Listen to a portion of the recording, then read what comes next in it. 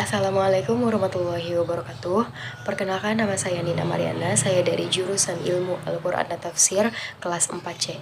Saya di sini akan sedikit menjelaskan tentang orientalis dan Al-Qur'an. Di sini perlunya pembuktian penyimpangan dalam Al-Qur'an. Dan yang kedua yaitu kritikan orientalis terhadap kompilasi Al-Qur'an. Di sini dengan semangat ini orientalis mempertanyakan mengapa jika Al-Quran sudah ditulis sejak zaman Nabi Muhammad SAW itu merasa khawatir dengan kematian para hufaz. Pada peperangan Yamamah memberitahu Abu Bakar akan kemungkinan lenyapnya kitab suci ini lantaran kematian mereka. Lebih jauh lagi, mengapa bahan-bahan yang telah ditulis tidak disimpan di bawah pemeliharaan Nabi Muhammad SAW sendiri? Jika demikian halnya, mengapa Bulazai bin Tobit tidak dapat memanfaatkan dalam menyiapkan suhuf itu? Meskipun berita ini diriwayatkan oleh Al-Bukhari, dianggap sah oleh semua kaum muslimin. Penjelasan itu tetap dianggap oleh kalangan orientalis bahwa apa yang didiktekan sejak awal dan penulisannya dianggap palsu.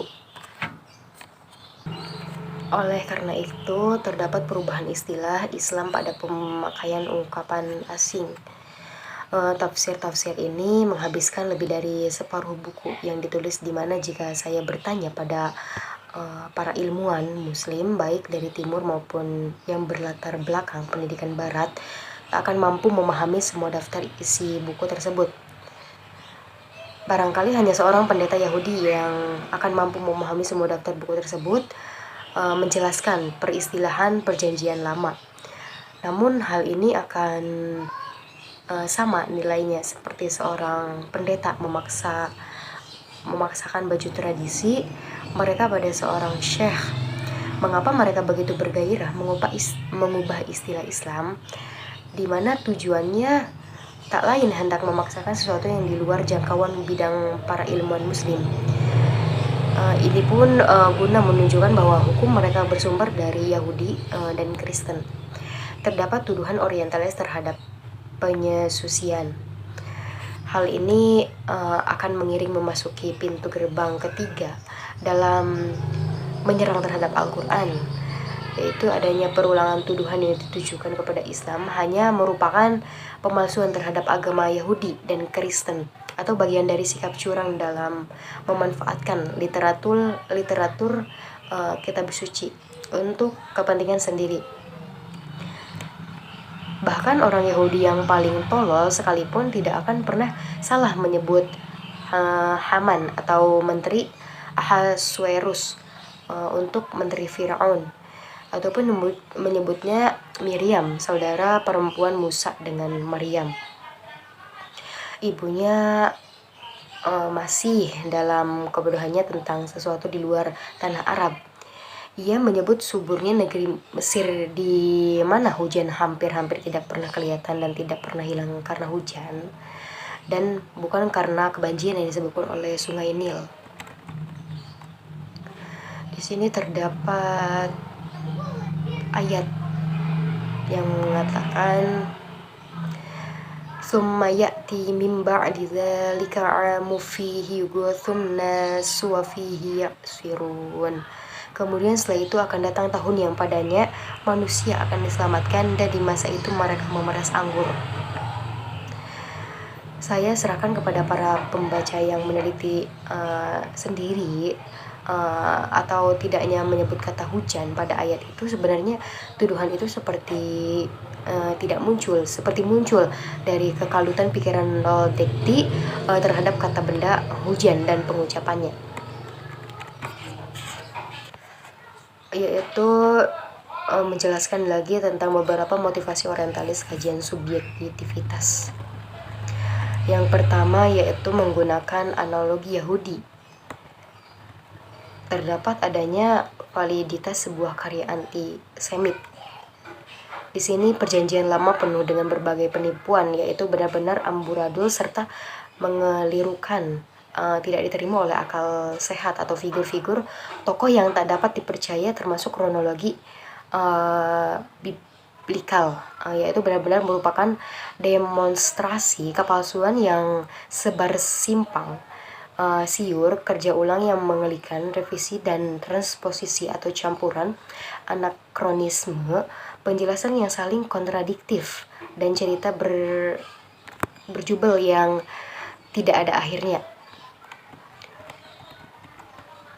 Dan yang kedua yaitu dapatkah ilmuwan yang anti Yahudi tidak memihak ketika berhubungan dengan satu tema tentang keyahudian? Di sini terdapat yang dikatakan yaitu John Strongnell, seorang guru besar dari Universitas Harvard, mendudukan jabatan sebagai pemimpin redaksi resmi tim editorial di Scroll pada tahun 1987. Yang akhirnya dipublikasikan secara luas 3 tahun kemudian, yaitu masalahnya tentang bermula dengan wawancara yang dilakukan oleh seorang wartawan Israel Avi atau Katman, seperti dimuat dalam harian Haaretz, yaitu pada tahun 1990, di mana karena menderita depresi mental, ia mengungkapkan perasaan anti-Yahudi, di antaranya agama Yahudi sebagai agama yang mengerikan, yang menyatakan bahwa Yahudi dalam agama Kristen secara massal, dan juga pernyataan bahwa agama Yahudi pada dasarnya bersifat rasialis.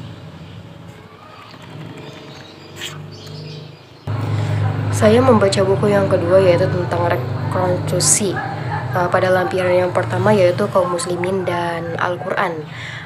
Terdapat penghafalan dan pembacaan Al-Quran. Setelah penyebarluasan salinan kodifikasi resmi Al-Quran ke berbagai wilayah utama Islam, transmisi Al-Quran secara lisan dalam bentuk hafalan dari generasi ke generasi tetap dipertahankan dan merupakan suatu tradisi oral independen yang terpisah dari teks tertulis, yaitu bentuk scriptio dictiva yang digunakan ketika itu untuk menyalin Al-Quran memang menyulit orang untuk berpijak semata-mata pada teks dalam pembacaan Al-Quran.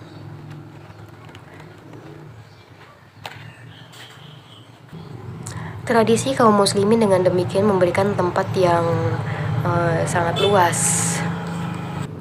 Dan yang terakhir yaitu lampiran kesarjanaan Barat dan Al-Quran. Itu yang diceritakan terjemahan dan suntingan Al-Quran. Di sini saya akan menjelaskan dengan jatuhnya Konstantinopel, kemudian berganti nama menjadi Istanbul, di belahan benua Eropa ke tangan Turki pada 1453. Sikap kalangan tertentu sarjana Kristen terhadap Islam mulai berubah. Dan pada tahun 1454, Juan of Segovia mengusulkan diadakannya serangkaian konferensi dengan para fuqaha muslim. Menurutnya cara semacam ini sangat bermanfaat sekalipun tidak dapat mengubah keyakinan keagamaan mereka. Ia juga dikabarkan menggarap suatu terjemahan Al-Quran kini telah hilang yang di dalamnya diupayakan untuk menghindar dari kekeliruan terjemahan. Clunia Corpus yang telah mengubah maka orisinal kitab suci itu dengan menyelaraskannya kepada konsep-konsep Latin. Gagasan Segovia mendapat dukungan dari sejumlah kecil sarjana, di antaranya adalah Nicholas of Cusa.